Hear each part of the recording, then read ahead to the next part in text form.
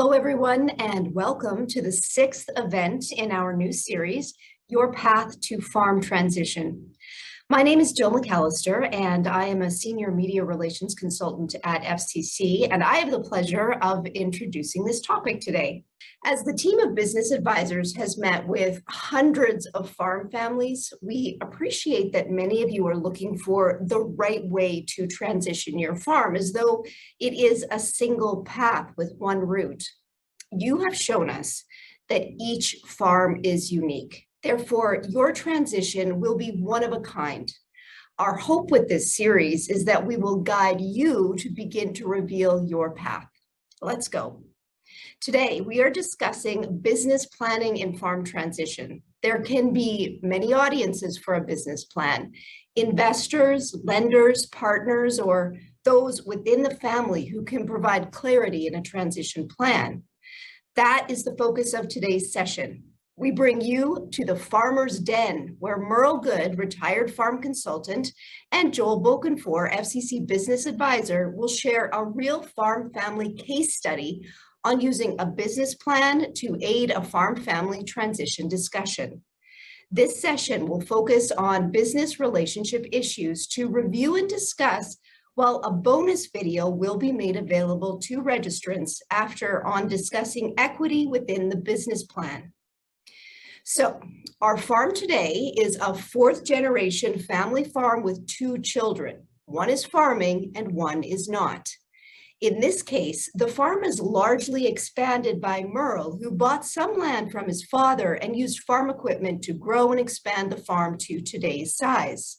Merle is in his early 60s and had goals for his children to pursue education and work before farming was an option. Joel is in his early 30s. He had worked off farm for an input retailer and helped on the farm. He has now been full-time for 4 years, renting 3/4 personally, and is paid partial wages from the farm.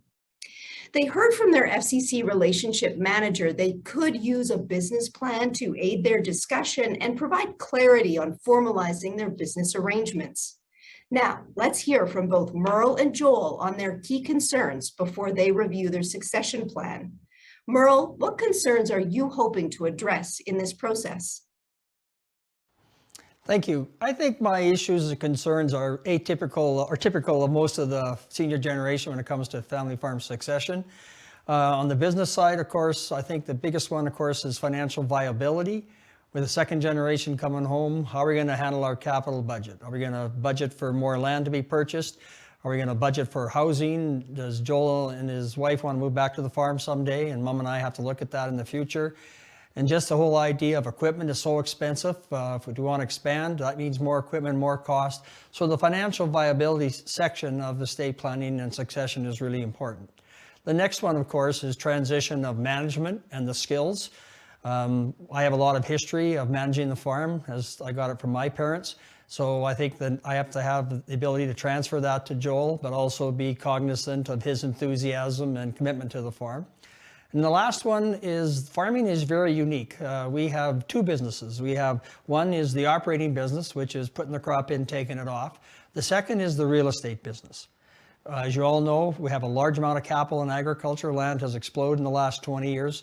So there's that issue of fairness between our two children. So that's an issue that we have that Mom and I have to wrestle with.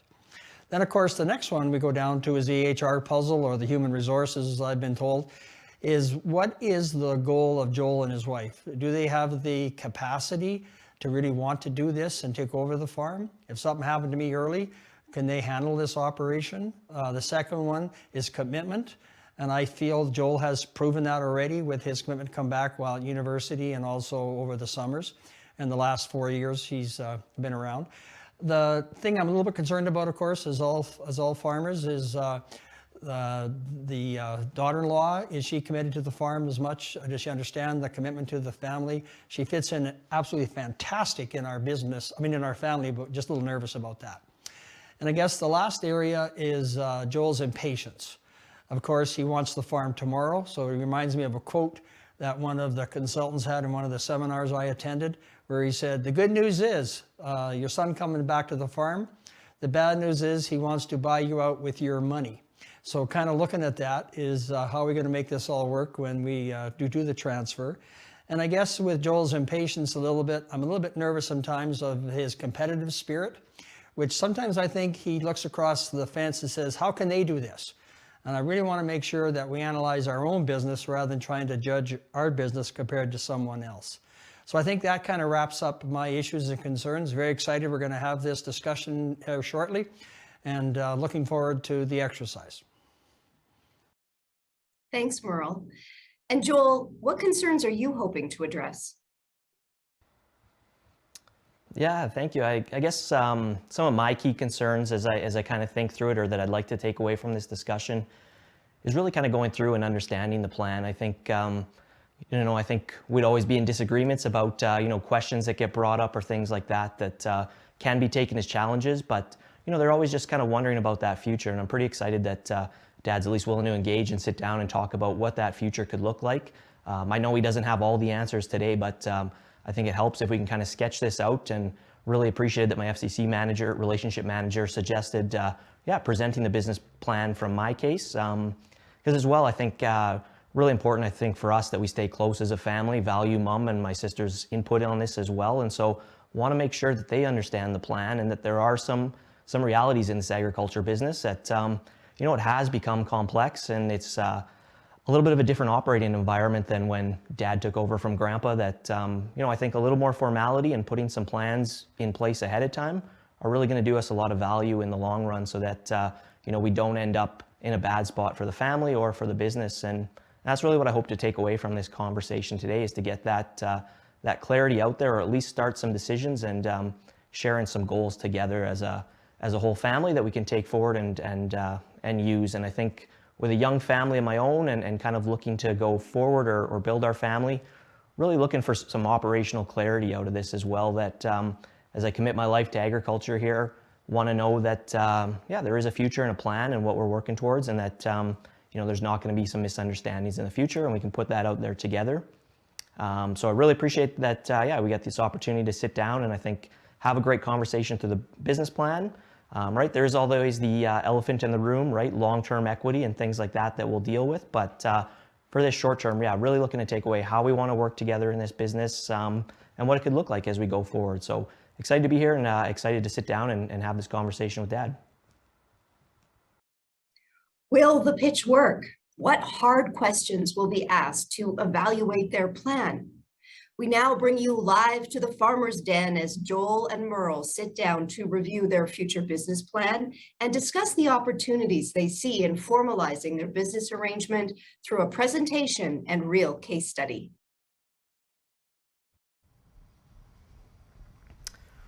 All right, Dad, excited that we're here to get this kind of underway. Thank you for coming in and sitting down with me to hear my pitch on kind of joining the farm operation. Like we discussed in the past, we've had these discussions and chats before, so what I wanted to do was kind of sum this up. Some of it might look familiar from our past chats, but as a next gen, there's a lot of uncertainty, and I think getting this down in writing and at least putting it together helps us keep moving forward in our conversations. And that's what I was really hoping to do today, that we can get those challenges and expectations out there together and really move our business discussion forward. So I'm really thankful that you're here to join me today. I don't know, any thoughts on your mind, I guess, as we get started today? Well, I think that's what we decided you would do, is go back and, with your education and training and things you've been taking, right, on leadership courses and things, you'd come back with a business plan. That's what the accountant and the banker thought would be a neat way to go. So we're not just talking concepts, but some numbers today. I think that's good, that we actually put some fiscal reality to some of our expectations here. Yeah, I know you've always given me a hard time in the past about about plans and things like that as well, but right, I know it is something to get this down on paper is a big benefit too. Okay, let's see what you got. Yeah, and so right, the farm is obviously growing significantly, and you've got a lot of intuition in that old noggin. So let's get it on paper. And for me, I kind of, as we do this, I want you to know that the questions I'm asking you they're not challenging you, right? Just trying to plot this out so that we match that together. Okay. And so I'd like to pass this back over to you. All right. And so some of it will look familiar, some of it you've seen, but I guess as we get started, I don't know, I know you had some notes there scribbled on your paper. What's coming to mind for you here? Well, first of all, this is a lot of work you've done. I can just kind of looking at it here. Oh, we got 12 pages, 19 pages, right? So this is like Dragon's Den on TV, eh? You're trying to make a pitch. So I guess what I'm kind of come back with is, I think this is important. I have to admit, I've never done these. My idea of a business plan was putting towards a credit application for the next quarter. So I guess agriculture, I'm realizing, is a big business now. We have to do some things a little bit differently than we did in the past, of course. So just Mom and I had some few points we wanted to kind of throw out here to kind of do it. First of all, Mom's not here, and we said, her quote was to me, "I'll let my two boys hammer it out, and if they can come to an agreement, then we'll bring it to the entire family and have a discussion." So she thought we should meet first and see where we're going. And then a little bit of a history. I know you know this, but just to reiterate the legacy that's carrying in my history and something that you're looking at. You'll be the 4th generation on this farm. We're definitely thrilled that you're looking toward agriculture as a career. I mean, which parents wouldn't be thrilled that their son and daughter-in-law want to be in the business? Just highlight, we took this farm from 1,500 acres to 3,000 acres over the last 20 years, so I've doubled it from when I started. That doesn't necessarily mean it's a goal going forward. It's just that I had 20 years of low interest rates and high commodity prices, which was my benefit. 60% owned, 40% rented. Personal note, we're happy with your progress, your commitment, your capacity and character to work with us. You respect us and we respect you and your wife, Amanda. And I guess the most important part we see, which is always an interesting one from parents, is I think you and Amanda have kind of had 4 years of you working on the farm pretty well full time. So your marriage understands the trials and tribulations of farming and also the thrills of working in nature. So I think that's important that we waited to see how you two connected on the idea of being farmer full time. So on that, we're looking forward to sit back and see what you got for us. Okay, I think those are great notes that I would call like almost an executive summary that I would put back on this page Kind of every a time we historical review summary it. of where we came from. So after this, I'll take that away and put that back on the front of the plan. Okay. And I'll maybe have you take a good look at this first graph here. And I don't want you to get scared, right? It's not something to be scared about. I know you'd rather be out in the shop doing something, but what I used was a tool that any farm or any business uses to kind of capture all those past conversations we've had. So I don't want you to get too into the weeds here, but really wanted us to look at our key partners that are going to be involved in this, right? We've had a lot of discussions, the key activities and decisions, what might change over time, right? We'll put into this what our current state was, talk about some values quickly, and then what it benefits the whole farm. So I filled in ours, if you jump to the next one there. Kind of done that already, yeah. Right, and so I think something we've talked about a lot is that we want to be transparent in this conversation, that we want to let other family members involved, we want to work with advisors, that transfer of management responsibilities and labor will become important, and maybe we should look at formalizing that. And that there are a lot of values. I know you repeat to me a lot that, I don't know if it was a joke or something serious, but it's where this plan came from that you kept asking, before you come back, ask what you can do for the farm, not what the farm can do for you. Yeah, I see you got my Kennedy quote in there. Good. Yeah, exactly. So our family values can get chunked out here. Education, Mom was a teacher, so obviously education and that personal growth has been a big part of this, and that we all get to hear this, that people support what they help build in a plan, I think is something we all subscribe to.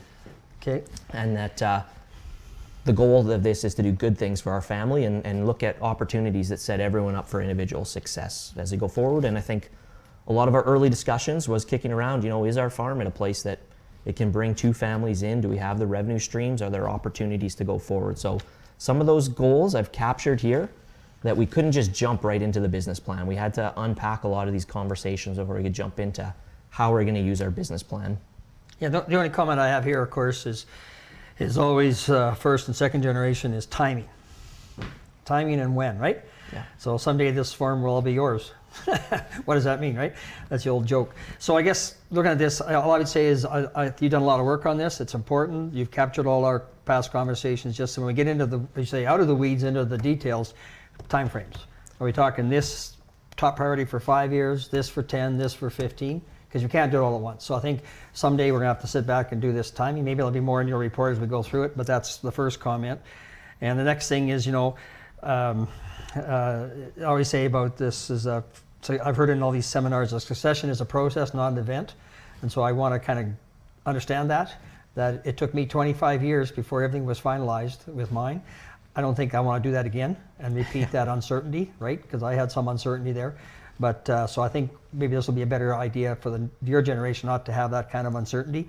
Yeah. You know, it took, we had to have a huge amount of trust because there was nothing written down. So I'm on page with this. Yeah, and to your question, right, I think it's, these are plans that evolve, but that's what the business plan is hoping to fill in, that maybe there's some pressure back there for what we're going to be as a timeline and how we're going to prioritize. And I think we can use a business plan to get that done. Okay. And it's going to change and shape what I think this farm focuses on. So instead of 100-yard dash, maybe it's like a hurdles, where we go a little slower and try to jump over them and not knock too many down. Exactly. Yeah. And it's going to change, and our goals might change, right? So we might not be doing a hurdle race in a straight line. We might be doing a little bit of a weave. Yeah. Okay. Patience. Yep. Patience. Okay. Here's the next page. What's this is all about? So I do want to highlight quickly the one thing we've talked a lot about as well is how do we stay focused as a family, right? And I think these are things that tried to sum up a lot of these previous chats and talk about why vision and mission are important. So, right, if I sum up our chats, Okay. our vision is that we'll be a business focused on profitable, sustainable production of cereals, oilseeds, pulses.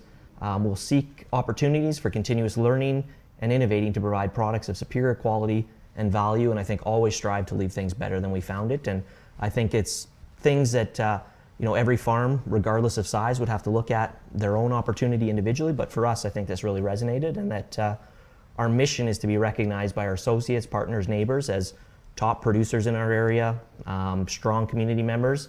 And I think that education piece is a really important one to our farm, but we seek to grow the people involved, our gross margin, and improve that land for the next generation.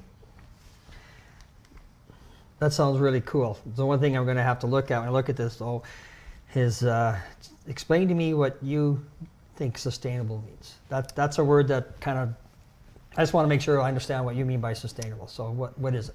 Yeah, I think it speaks to a few different things, but to not only growing our profitability out of this, that sustainable means we're staying profitable and growing our business, and that also we're being kind of good industry partners, and we're following, I think all those lessons, leaving things that all farmers look at, that leaving things better than we left it, and trying to improve upon our land, following good industry practices to make sure we're doing those good practices, but also growing our business, and I think sustainable within the family as well, so that within our family that it's a sustainable piece that's going to keep our family in a good place and do good things for all of us. Yeah, so there's an economic sustainability, but there's also, as I hear you, environmental sustainability. Yep. So example I'd be using is that we've all agreed we're not going to grow canola on canola and canola on wheat and snow. So that's something we're going to look at, not just for it may make economic sense to do something, but we're going to back that off for the health of the, so that's the same thing we've done for years. Good, Yeah, exactly. Good. And keep our family Yep. happy and strong, and Okay. and keep moving forward. So Then the other word on here is focus. And I'll be honest with you, that's one thing I've noticed a little bit. I think you like working on the business rather than sometimes in it, right? And so, one thing I was going to say to you, you make jokes about the greasing the combine or greasing the PTO. They're heavy. So that's going to be your first role, is you're taking over the equipment maintenance and stuff. So one thing I wanted to bring up right off the bat is I'm tired of doing that. So one of the things, even before we get there, I just want to, I'm impatient, so the focus is going to be maybe you're going to have to be the one that runs the equipment maintenance from now on, if you think about it in your plan. I hope it's in here already, but I just thought I'd... Well, we'll have to look at the numbers, but I think the focus part of there, for me, from my chair as well, is speaking to that. We want to be intentional with this plan, right? We want to make sure that there's not that uncertainty, and we know, right? I know what you expect, and you know what I expect. So it's not going to be like a university textbook. When I picked it off the shelf that time, I opened it up, it cracked. Was that intentional? That or? was intentional, Yeah, First, right. first time it's opened. Okay, cool. And I think as we build this plan too, it's important to recognize the people involved, right? I think, we've got a lot of priorities in this farm, but a lot of skill sets as well, right? And so you've been on the farm, and I think we would call you almost the president of the farm, right? You've got 35 years of progressive management, maybe not as progressive as the next president, but progressive management right. and operations on the family farm. You've been leading, right, a lot of the logistics, marketing, and equipment maintenance, as you've mentioned, and these are things that we'll have to address. How do these skills get adapted and changed? Right, our vice president, Mom, Miss Good, 30 years as farm management. She's been kind of leading the charge on our record keeping, bookkeeping, right? She's mentioned a lot that maybe that's not something she wants to do forever. Yeah, just to hold it there, that mom wanted me to express that probably, that behind every great farmer, there's a fantastic woman. Yeah, exactly.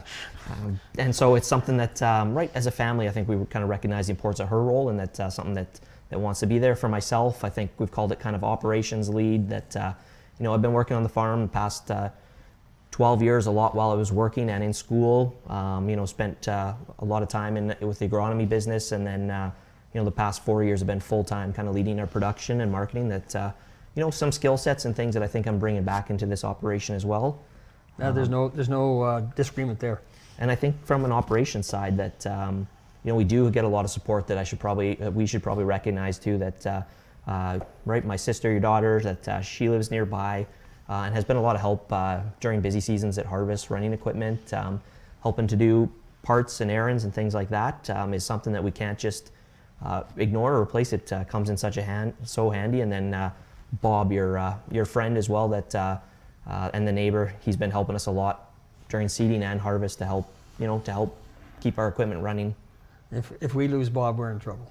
Absolutely, yeah. So something we should build into our business plan, I think. Yeah, because he's only a few years younger than I am. And so just on that, I'm glad you recognized your sister. I'm kind of surprised by that.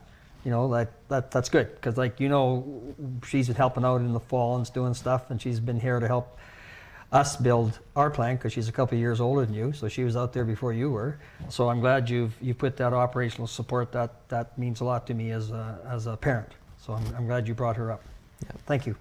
Yeah, absolutely. And I think you guys likely looking to reduce your role is something we'll have to identify in our farm skill set and experience listing, right? How things might change over time. Yeah, so you heard me complain about my arthritic knee too many times, right? Exactly, yeah. Okay, so yeah, so I think, so then as I flipped over here, key goals and business decisions, let's go through those a little slower so I know where you're heading here, Joel. Let's see what you're, why don't you take your time. Start us off okay, on I was what going to you're... read this first one then.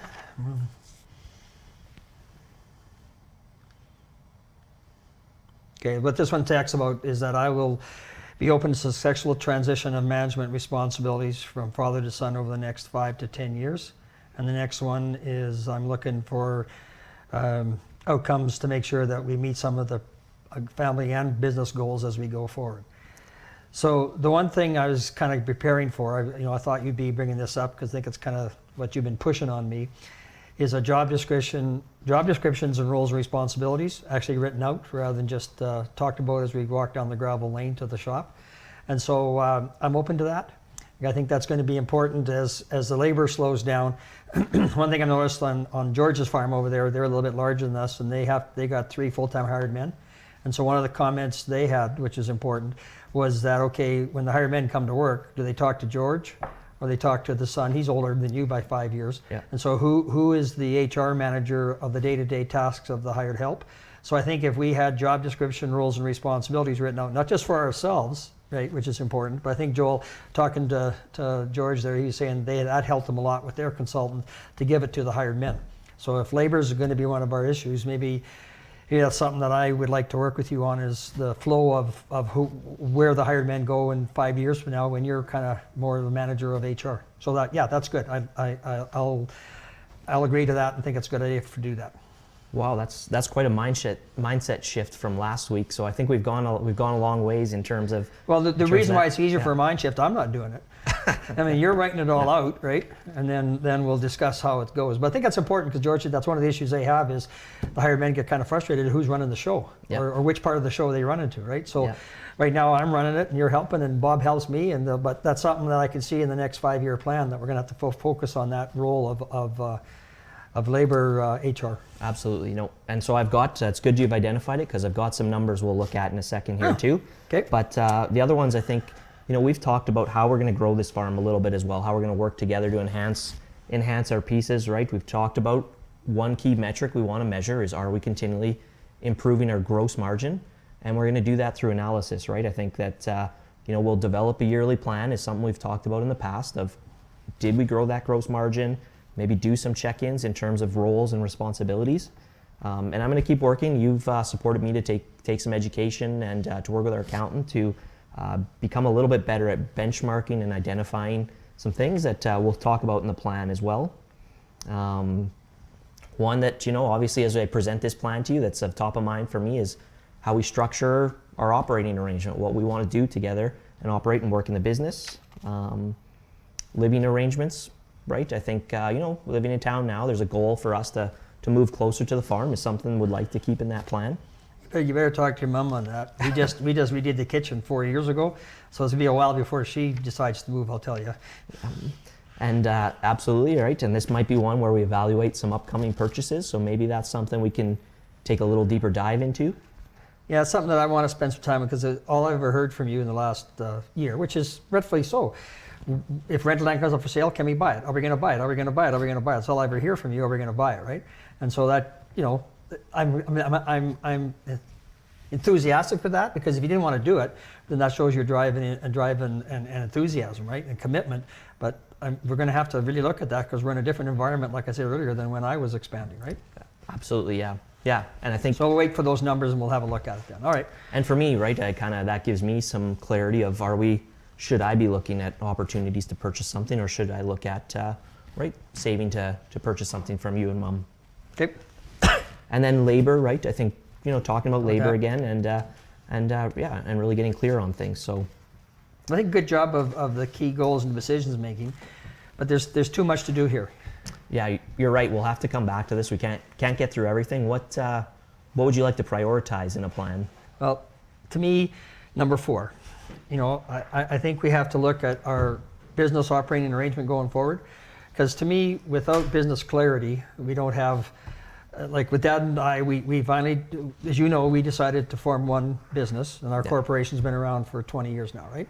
So we had that same discussion we're having now. Should I farm independently or should we farm together? Historically, the goal was I start off small, join Dad's company. That was, in my generation, the mode of success. Looking around the neighbor here, I see quite a few young guys that have their own business. Dad has his business, son has theirs. Now, some of the very large ones do that for tax. I understand that. But ours, we don't have that much of an income problem for that much taxation. So it really boils down to what do you think? Should we go together in one company or not? And so that'd be one of my biggest ones, is that. And then capital purchases, you mentioned buying land. Should we buy land or should we not buy land as it comes up for sale? Like, the thing about buying land is if a quarter comes up, no big issue, right, Joel? I mean, if we want to buy a quarter, we can afford it by subsidizing the other land to buy it, we'll definitely look at that, right? Especially good quarters. And something that is very hard for me to do, but it's also something that I've noticed that some of my neighbors have done, is they'll buy another quarter that's better land and put up for sale poor land. Right. So we got to be strategic about saying we can never afford to buy land. Maybe we will, but we have to let one quarter go to buy a half, maybe, right? So that's something that I got to put my mind around. Yeah. And I guess the last thing is just that labor thing is kind of high on my list. Okay. I think that lines up. I think those 3 will fit into our financial model that we can kind of describe. And I think if we look at it financially, I've got some similar questions and concerns. I know you naturally have a lot of this stuff in your head, and if I can kind of get it out on paper, it's really going to help me look at how we could prioritize and clarify what we want to do, right? Because I know you don't want to be involved on the labor side as much, and right, if we lose Bob, right, that has a big impact, and right, yeah, and then if I know, right, that the other option is always you could cash in your GICs and buy that land, and we could go forward, right, or however you want to do it. So. Good luck on that one, but maybe if it's a really good investment. What's interesting, speaking of that, buying land versus the GIC, what was interesting at a financial seminar I was at one time, that stocks in the stock market since 1995 have went up 4 times, right? Where land has went up 6 to 7 times. So maybe we should be buying land, but trouble is, if I buy it, then you won't want me to sell it. So yeah, exactly. So we'll have to get there someday, I guess, figure that out. Right, and I think this speaks to the tension in our plan a little bit, right? If we can get it out there on paper, we can know what each other expects of each other going forward. Yeah, now Mom wanted me to ask a question, and this is something that she's bugging me about. Of course, I'm 64, a little overweight, on my cholesterol pills, as you know. So if I died tomorrow, let's be honest, could you run this place? At this point, probably not, right? I think it's something that, right, it takes a family, I think, to do this, and I've got a lot of growth I need to develop in the next couple of years, right, at least to get, those key skills, right? I think I could get there eventually, but there'd be a little bit of a painful process. Yeah, but at least you can run the drone. I sure in the hell can't. But I mean, so I guess this is something I want to focus on, we have to start looking, at this potential, something happened to me, right? Yeah. And mom or something, so if something happened in a hurry. So I guess that's I'm trying to understand that the times, the old ruler of time, I look at where I'm at, here I'm sitting here and there's not much left of that ruler compared to what's been passed. So I guess this time about impatience necessarily is this goal of having this number one done, really hard in the next 5. Absolutely. Yeah. So I can understand that, and that's where mom's been bugging me about, if you died tomorrow, can Joel handle it? And I'm saying, yeah, sure he can, but yeah, okay, let's think about that one. Okay. Oh, here you go. Yeah. So let's talk a little bit about that. But before we jump into some numbers and things, I did write out those priorities on this side, but I do want to talk a bit about our balance sheet here. So. Okay. Oh yeah. Okay. Sure. I know Mom does the books, so I had and we aren't going to go through the full consolidated financial statements today, but I just wanted to highlight as you look at this model, I've simplified it with the accountant a bit to look at some different ways, but as you're thinking about a business plan, right, when you're bringing the ones into the bank, right, it took a full business plan to bring in. This one's a little different, so I know a little empathy on this. These are hard things to go through, but if we put numbers to it, a lot of value, I think, to us, and we'll maybe come to that. So if you're looking at this plan, we could be in any industry, but since we are in grain, right, I'm really looking at it that, right, our investments are almost the crops if we're treating it like that, and that flows through into our different enterprises. So, right, if we do something else or we take on a different thing, that's a different set of investments going in. Let's stop right now. Livestock. You want to go into what? Well, that could just be a potential one I down see. the road. It's not saying you're going to make me calve cows again. No, exactly. Okay, well, I can take that one off, thanks. Right, I think we might get into something, but we'll see how what the opportunity other is. enterprises, yeah. But it depends, right? I think that we see some opportunity in other things, and we'll move forward, and that flows into our income statement, right? So into the income statement, how we deal with our revenues, expenses, net income, and I think because we had that discussion on operating, right, versus equity at this point, we're going to spend on the farm probably a lot of our conversation in that talking about this income statement, and then it goes down to assets. So this other enterprise, remember we were kicking around Bob, right? Yeah. And so if Bob decides to leave pretty soon, one thing I was kicking around is, Jordy, he opened up a machine shop for his son who used to work at Greenline, right? Right. And so they opened up a separate, I guess I'm thinking about other enterprises. I kind of want us to focus on farm enterprises. Right. Like when we think about this as we go forward, well, my thought is what can we do on the farm rather than necessarily do another enterprise which we have no skills in, Right. but rather tie in maybe some kind of, or the labor we get, maybe later on we have something Right. to do with that. But we'll wait for later. But that's just want to throw that out. Maybe other Okay. enterprises is not necessarily off farm, but rather on farm enterprises. Right. So if we were thinking expansion, it could be in a couple different places Yeah. rather than directly on land or something. Right. Okay, carry on. Okay. And the assets. I mean, we were having a discussion the other day on net worth versus Yeah. versus book value. Yeah, I think this is really, really important is that one thing I like about the company statements, of course, right, that we've had for 20 years, and I have to admit I never took enough time to really understand them like I should, so I'm glad that you're kind of, is net worth versus equity. Because equity is really the value of your business without inflation on land. Right. So like I would suggest, and my accountant has told me that when you look at a book value versus a fair market value with land price that we got, there's sometimes 4 to 5, maybe higher differential. So fair market value is our borrowing capacity, right, with the lenders on security, but our equity is what actually we can produce as profit. Right. So I think that's something that we have to look at is say, it's intuitive, but a nice way to put it is that, yeah, we can borrow off our net worth because it's went up by 5 times in the last 4 years on land values, but can we afford that? Right. So Right. that's equity versus fair market value on a balance sheet. Right. And I know you're clear as we talked about this today would be about concepts and the business, not necessarily talking about equity. So I Yep. think we can run through some of those models to meet exactly that goal. Okay. Cool. So I'm going to share with you what the accountant and I worked on a little bit as a management tool. Again, don't be incredibly overwhelmed, but I think we can scenario plan through this rather than look at everything. You've got right, our target benchmarks for what we're trying to be in our categories. We've got the great thing. You and Mom have kept great books, so we've got historical 5-year average that we can go back to. And then we can talk about our plan going forward into 2023 and maybe some things that would be different as we run each of those priorities. So as you're looking at it on here, we've got how do we quantify what a plan could look like. We've got sales revenue, right? We've got our cost of goods sold, so the inputs and outputs, what it costs us to grow that. So what do you mean by inputs? Right, so all of our fertilizer, chemical, seed that goes into that piece, and that's our ability to convert that to our revenue, right? So Okay. obviously the equipment, things like that aren't in there. It's our Okay, I got our that. So it's immediate costs. Yeah. So that's where you're defining gross margin here then. Yeah, and then we get to our gross margin, right? And that can fluctuate, but it becomes important for us to evaluate that on any farm that we're on, because for us on a grain farm as well, right? We're going to have certain direct expenses that we could separate it as well, right? As our farm, we've got right our labor, right, fuel costs on machinery, and then right as we talked about, we are paying some labor as well, so that will have huge implications for our business. And then we've got that brings it to the contribution margin. So this labor, based on that, that's not management returned to us as owners. That's external labor like Bob and Exactly. and your sister and you. Yeah. That's that labor. Not so down here is my return. Down there is your return as the business owner. 'Kay. Correct. You spotted that pretty quick. I do, And I think that contribution margin is one that we really want to think on, right? Because we're taking all these costs together to look at how we're going to evaluate our business, and that contribution margin becomes almost our best predictor of what future investments we might make. So we're looking Yeah, at all these star that, costs yep.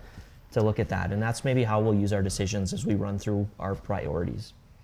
But there are the other ones, right? We've got some overhead, right? To get there, we spent some money on education, and things like that, right? And working with our accountants or our advisors to bring these to life. And then we've got all the other things. So in here, these overheads you don't have down here, but I can see where it would be here. Is overheads would be like insurance. Yeah, exactly. Cause that's a big one. Like Yeah. for the insurance costs, overhead, things like that. Okay, yeah, it's not just say education and management. And utilities, yeah. Yeah, I would like part of that 140,000 for that's my management right here. Exactly. No. No, it's not. No. So, but this make try to understand this more. That's why it's so high. There's all the insurance, building insurance, equipment insurance, Yeah. Liability insurance, all those costs, and that's why it's so high there. Yeah. Okay, just trying to make it clear I understand it. Yeah, but Okay. those are good risk management tools, right? Yeah. And then, right, Crop, and it so flows. crop insurance might be in there. Or Yeah. Depends where you put it. Whether you put it up here or put it down there. Yeah, But it would go up here. up here, so crop insurance is up here. Yeah. Okay. And then it takes us down into our margin, right? So we look at that earnings before interest, tax, depreciation, and what does that that's- really mean, right? So that's our EBITDA word you keep yeah, using. exactly. So what does that really mean, right? So it's looking at our future borrowing capacity, our principal payments, interest. Here's over here. Okay. Yeah, land rent, living cost, and right, and risk margin. So why is land rent down here? Yeah, it's a really good question. Wow, you must have had an energy drink or something this morning. But if you're looking at it, we want to look at our whole plan, right? So we want to look at the entire plan as we go through this, and Yeah. separating out land rent, because on our farm, our reality is that we are renting a fairly large portion of our land. We want to separate that cost out from the whole enterprise so that we're evaluating and we can match our industry standard benchmarks. FCC has a benchmarking tool as well, but we've picked this number that right, we can match these plans and separate out our land costs for that. So if I understand this, if land rent was up here, it would skew our gross margin, because comparing apples to oranges, if George's family doesn't have any rented land, they're going to have a lot more gross margin compared to us with the land rent. So you got to put it down here so we can compare apples to apples, right? Exactly. Ah. Gee, they did teach us something at university, didn't they? And it keeps us covered on a good risk margin as well, right? So it keeps us covered to have a good, healthy risk margin in this plan, right? In case things do fluctuate, or right, that we know we've got some room. So you and our accountant have projected that we're going to have an increase in our risk margin of 40%, which makes sense when canola's over 20 bucks a bushel and barley's 9, right? We're going to have the best year ever in 2023 based on 2022 production. So that's kind of an interesting thing. So there's a 40% increase in that. So that's 2% of risk. Let's do some math here. So 2% of $2 million of revenue means you're coming back to me and saying we at least have 40 grand of excess capacity to do something, which isn't a lot, but it is a lot if that's the pay down loans Exactly. on an amortized basis. Yeah, exactly. And now let's run through those plans Okay. quick of what they might look like. All right. So we talked about a key priority being Yeah. right, our business plan, and let's maybe pull that up in the statement and look at what it could be for our priority number one in this business arrangement, right? We had a lot of discussion, one entity versus two. I was projecting that what if it was one entity that, I'm coming in with some rented acres as well for that 2023 would increase our sales revenue over our 5-year average.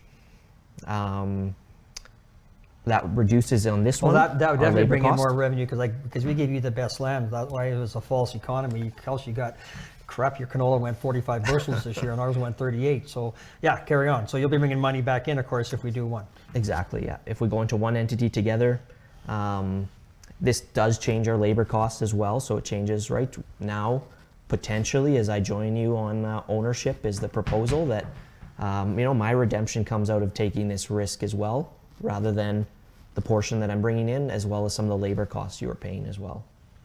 Well, I'll give you a little bit of background. As I started the same way as you, I had some land rented off Grandpa, and then I, did a little bit of work. And the reason why that was the fact that in that times I could get a beginning farmer loan cheaper than he could. When his rates were 18%, the government had programs where I could buy land and do stuff at 7%. So it made effect that I had to go get a beginning farmer loan on my own, right? Yeah. As I understand now with, the different lenders, especially Farm Credit and other things, they're looking at a combined operation sometimes to give out the funds. So when we looked at doing that with you, the reason why I wanted you to go on your own, and we discussed that when you did it, was to allow you as the younger generation to run an own business for 4 years. Right. So you had to, as you were mentioned last time in our talk, you filed your own personal income tax return, you got your first operating loan, you did your first marketing, with my assistance, or I should say me with your assistance. Yep. I'm still mad that you beat me on the canola sale. And then, so you did that on the side. So now you're asking me, you need clarity, operational clarity, before you join our business.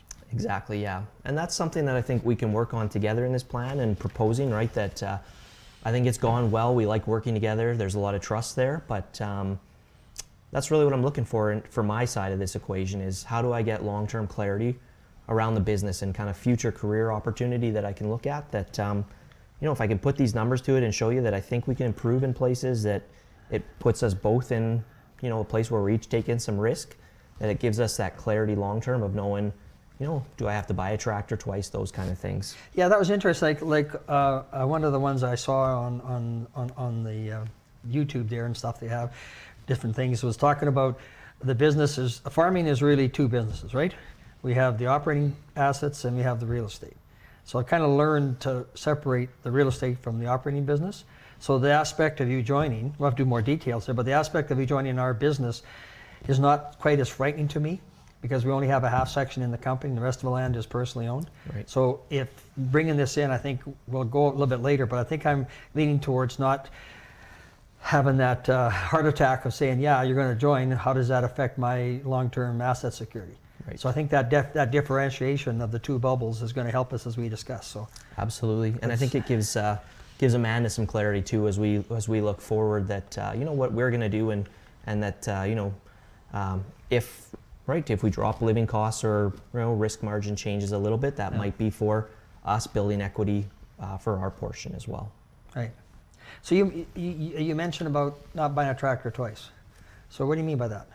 Well, I think for me as the next gen, that's really, I think, in the short term, one of the first things I'm looking for clarity on is just this business component, not the real estate or quota component if we had that on the side, that really just the day-to-day inputs and outputs on the business, that we've got a handle on. Do you expect me to kind of repurchase tractors that the business has provided for, and how you're going to take long-term income out of the business? So say we have the business and the real estate. Yeah. So you're saying that if we have our company, which owns a half section, what you're saying is that you don't want to wake up one day in our will and find out that part of this is going to a non-active child. Yeah, I would like some clarity on that direction, and would like to know that as we start our arrangement before, rather than finding out 5 to 10 years later. Okay, so We I don't have can't to- give you you don't that have to answer today, Yeah. but I can see where you're heading here, and we'll discuss that. but I can understand what you're trying to come up with the two bubbles. Yeah, and I think the numbers helps us show what that Yeah. opportunity Okay. could be. So we talked about a second plan, right? So we talked about what it could also look like if we were going to expand and grow this farm business. And so that's on your next set of numbers here.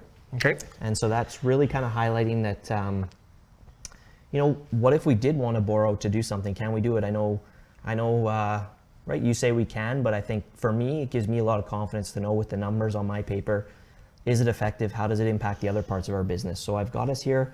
I think you had a calculation on $1 million of land there, but So just forget there. So our principal and interest payments are 12%, and we're going to 16 here. potentially, yeah. Yeah.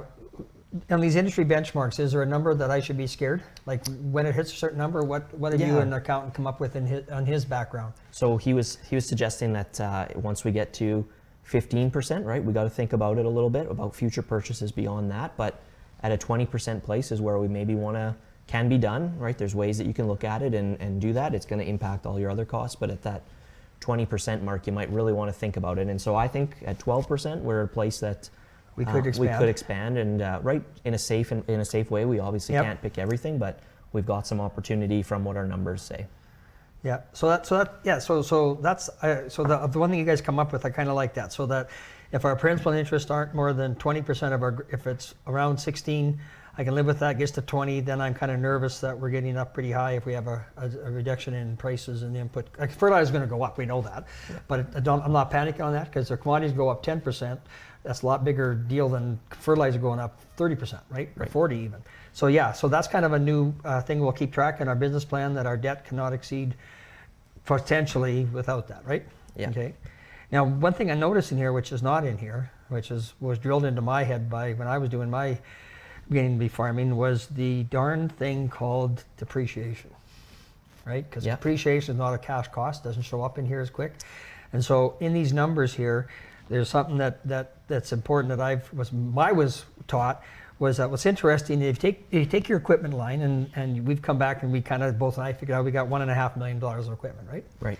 So looking historically on what machinery's cost, supply chain issues, can't get the damn thing for how long, we were kicking around, you and I, saying that we should have a 20% replacement cost, right? Yeah. So if you take 20% of 1.5 million, that's 300 grand. Right. Right? And so in here, that part of that is your principal payments, Right. right? But the other thing we got to track in here is that coming from cash down, Yeah. right?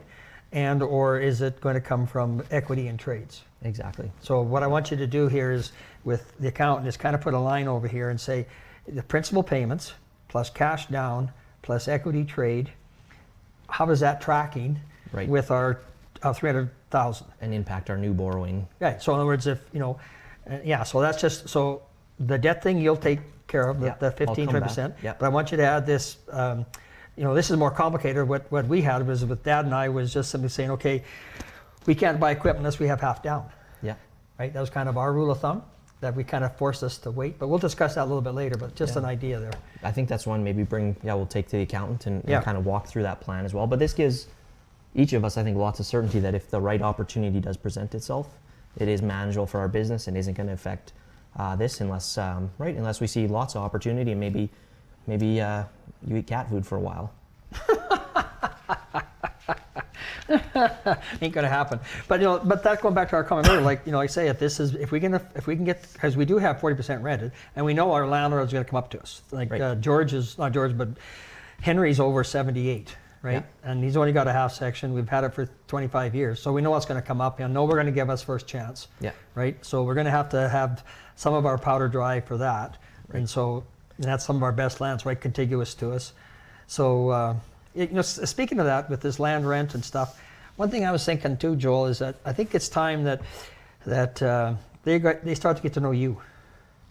Yeah, I think that's a great point. I think would like to build those relationships with those landlords as well. Like going back to me and dying early, they don't know you. And I Right. remember one time when I was your age, I had a landlord. It was just a rental agreement on cash for years. He knew Dad. Then when Dad died, I lost that land because he didn't really know who I was. Right. And so that's something we're going to have to put down in our HR plan, that you Right. and the next get to know the landlords, or you take the checks to the landlords. Right. That's Right? a really good insight. Yeah. Yeah, from what okay. you said. And I think that speaks to why sometimes the questions I'm asking you right, it's to get that clarity on, are you expecting me to buy it on our own, or are we buying it together? So it's those kind of things I think helps us decide as well when we have the numbers we can put to it. Well, see, going back to the buying the land, that's important. Let's stop for a second. If we go buy a quarter, we have to decide if it's for the company, which is going to be inherited by you someday, Right. or is it to buy a quarter for our wealth, which may go to your sister someday, right? Right. So that's important to decide. I like that, because I may decide that this quarter is going to your sister, Yeah. right? Because that's one that would work for her. But then I've got to maybe put in one of my personal quarters back in the company to offset that, so that because the company's making this payment and you're part of the company, Right. you're not going to be too happy that I'm buying a quarter section with your effort and your money for your sister necessarily, unless we talk about it. But the same token, you're going to say, hey, Yeah. your sister's going to say, why are you buying a quarter section in the company that Joel's going to inherit? Right. So that's kind of a neat way of talking those two bubbles of what the quarter, not only who's going to buy it, what are we buying it for? Exactly. And that gives, right, and then if I know today, we get to make those choices as we go forward. Good conversation. Okay. And I do want to quickly highlight as well that, right, that, there's a bit of scenario planning that can be done with this. We won't stick on this too long, but, right, I think it speaks to your comment on stacking that I've been able to scenario plan with these benchmarks and numbers that if you look at what those cost of capitals, right, our cost to expand, if we did jump it all the way up to 27%, we still might be okay depending on our EBITDA. It would obviously put us into maybe not a fun place as a family, but we can show some risk margin if we do a little bit of what if analysis through this as well, right? To give you some certainty on, what if we had a decline in our EBITDA on top of we maybe took on too much debt. We'd have to be a little bit careful from that side. I don't know, you've always called it stacking things as well, so I think something we need to keep in mind. Yeah, the stacking thing was always like saying, like going back to my rule with Grandpa is like, 50% down or 50% equity to trade. But we never followed that rule every time.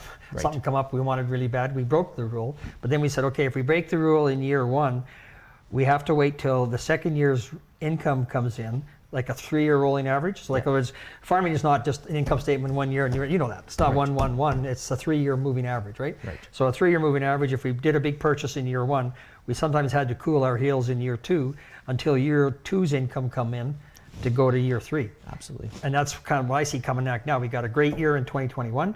We've had a great year in 2022. We're going to have a great year of prices in 2023. Russia's still after Ukraine in 2024. We may be looking at saying there's not going to be a big drop in gross revenue this year, except for maybe production. Yeah. The prices locking in are already looking good. You've been telling me on your marketing stuff we can lock in hellish prices already, but based on our, make sure we don't get an act of God or something. But so that if that rolling average, we can't be scared. Yeah. And you mentioned to me something about your mind monsters. What the hell was that? Yeah, and I think it something that comes to mind for me is I don't want, this gives us all clarity that we can bring back and help the whole family understand where we're going, that nobody goes off and I understand what you're thinking and you understand what I'm thinking, and it's on paper so that we don't go off on our own plan. And I wonder, I pre-booked all our grain 4 months ago and I made him this much money, and why do I have to do this and that? Well, you get your bonus, man. So what was the bonus last year? 6 times 0 is still 0. I like that. Exactly. Yeah, But if we put these numbers to it, I Yep. think will really help us. And then, right, our last one, I think, kind of a highlight here is labor, right? Like I know this is one that is a bit of concern. that's an issue too. for us coming up. I mean, we're scared of it because if we're going to take out $100,000 to live, and you got to hire a full-time guy at $75,000, and if your wife decides to stay home and be a mom, which I hear is kind of her goal in life, to raise the kids at home a little bit, maybe, until she gets, the kid's a certain age. So then this labor thing is going to jump up and hit us pretty hard. Exactly, and right, and my sister, like she's been a help, and I don't know exactly where, right? They're talking about moving as well, and right, Bob, right? He's right. He's almost as old as you are, right? So it's something we don't know exactly there, but something we need to take into consideration. So what would it look like if we financialize that, right? Okay, so what does that mean in reality then? Yeah, if we ran it through our plan, right? I think it's something we really have to address. That what if our labor costs jumped up to 18% rather than our 5-year average, because these things happen? 5-year average was 15. Yeah. No, And- sorry, our 5-year yeah, average. average was 15 on those costs. But what Yeah. if that extra labor bumped us up another 50 grand? Or what if we saw an opportunity here to say, maybe what we really want to prioritize is finding somebody full-time. You're talking about one of your friends. What's his deal? Yeah, Shane, I think, something that we've kicked around a little bit is, he lives nearby, and he's, right, as you know, he's a part-time mechanic as well, and interested, grew up on a farm, but, isn't farming, and maybe something we're looking at that maybe he would come back on partial wages, but maybe we could help him with a business opportunity as well to help bring him into the farm a little bit. Right, and that might... As long as bringing him in the farm is opportunities for him to create his own wealth, but not to become a shareholder of our wealth. Exactly, yeah. I think that's got to be upfront. Like, I don't want you promising something to Shane that if you join our company, you'll own 5% someday, Right. unless we go down that path, right? Yeah, And that's something that maybe we should look at down the road, but that's going to be not our initial reaction at all. Right. And I think that's a good point, right? That's why the boost would come on our 18% for our labor, right? And that Right. maybe says, okay, we're willing to invest another $50,000 into our farm to secure this labor force that can take it there. And then, right, that might mean we've got a little bit of a reduced risk margin on our bottom, or that might mean we're going to have to look at our borrowing capacity and what we would borrow versus that, or else, right, that potentially that changes what our living costs could look like. And so those are things we have to take into account. Hold it. Living costs, right? Mom and I have worked for 25 years, right? Just to be upfront, we don't expect to reduce our living costs. Okay. So you can go back and do your scenario planning, Yeah. but we can't see that dropping. And it's for 3 reasons, Joel. One, we deserve it.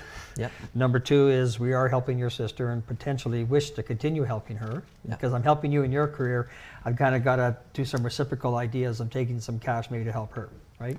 Okay, I 100% agree. So when we look at these different scenarios, right? But as when I think about this, instead of always focus on the negative, saying, you have to just remember you can't do this. Well, maybe if we do a better job of marketing, you mentioned the other day, you brought this up, and I said, well, we're not reducing our living costs, so I'm glad you didn't reduce it in here too much. You went up a little bit, but you were saying something about if we increased the incremental revenue by what percent would it actually cover the labor by how much was it? Yeah, 50,000. Yeah, if we do it by up to 18. So that would only be a requirement of 50,000 over 2 million would be 2.5% increase. Yeah. Okay, so if you could do a 2.5% better job of marketing, we've got it covered, right? Yeah. So, Yeah. And I do want to touch on kind of one last thing before we close out. But Yeah. a great point. I think we can use those numbers to make that decision, right? And I think it's important for us to take a look at some of those risks as well quickly, Okay. just to say, what are our strengths and our opportunities, right? You touched on a lot of those points, and so knowing that gives me clarity of your living expectations and those things that are coming. I always think we talked in this plan about where our business has been, where we are today, and now we get to use those numbers to decide where we want to go with it. Right, are the thoughts you have as we kind of wrap up here on the SWOT? well, this thing here on the SWOTs, I think I'm looking more on the, keep going here. Yeah, so on this part about the, like where we've been, where is it today, and where do you want to go, correct? Yeah. I'm coming back, as I'm sitting here thinking, I think I can give you pretty well assurance that I'm looking, we'll talk to Mom, of course, but I'm looking, you talk to your wife, but I'm seriously considering, very seriously, having one operating center. Okay. We have a small business deduction of $500,000, right, which means we're paying tax at only 11% on $500,000. So I think it's a good idea. Okay, perfect. And I think doing this plan is going to help us write it down, take all those risks into account, right, in the SWOT analysis and things like that were up there. Okay. Oh, here's your SWOT analysis. And Okay. identify those risks. So I think from that standpoint, if we use those numbers and we get intentional about writing out those risks in different pieces, it's really going to take us a long way to highlight that in a plan and make sure that we've got those all captured, right, so that we can park that. And then rather than thinking about, what might happen, we can at least make assumptions and use our own numbers. So with that, I agree. I think thank you for sitting with me and talking through with these numbers. We'll prioritize maybe those key goals and look at the numbers of formalizing the arrangement, evaluating an opportunity to purchase, and looking at labor. Well, I just want to say that this is you've done a lot of work, right? And I know your accountants work with you, and I know you've been talking to Mother behind me once in a while, seeing what she thinks too. I know that happens. So I just want to say to you, it's well done. I'm very excited about doing this forward, and things are changing. Agriculture is getting more complex. I know that, And so these skills going forward are going to be more important as long as you realize you're doing the greasing. Will do, yeah. Okay. Thank you as Thanks, well. Joel. Yep. We'll see you. We'll keep this going. Yep. Take care. Thank you, Joel and Merle, for highlighting the business plan as a tool in farm transition. Stay tuned for our bonus discussion where they discuss the elephant in the room, farm equity, as well as the next topic in our series, Transferring Knowledge in Farm Transition, January 10th, 2023.